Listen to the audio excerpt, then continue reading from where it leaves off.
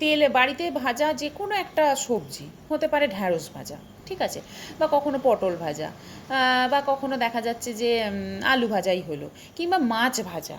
ঠিক আছে। যখনই এই ধরনের খাবারগুলো রান্না হয়, বেগুন ভাজা, এইরকম ধরনের খাবারগুলোর মধ্যে বেশি করে তেল ঢুকে যায়, রাইট। কিন্তু আমরা যদি একটু ঠিকভাবে রান্না করি, যেরকম দুটো সবজি বলছি, বেগুন আর পটল, দুটোই খুব ভালো সবজি, কিন্তু দুটোর মধ্যে সবথেকে মানে ভালো গুণ হচ্ছে এদের মধ্যে জলের পরিমাণটা অনেক বেশি। এবার জলের পরিমাণ যেহেতু বেশি হয়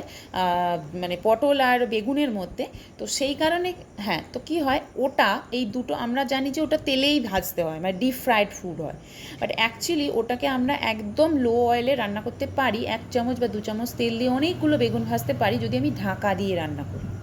বোঝা গেল। ইন্ডাকশানে রান্না বা লো ফ্লেমে রান্না করে যদি আমি ঢেকে ঢেকে রান্না করি, তাহলে ওই পটল বা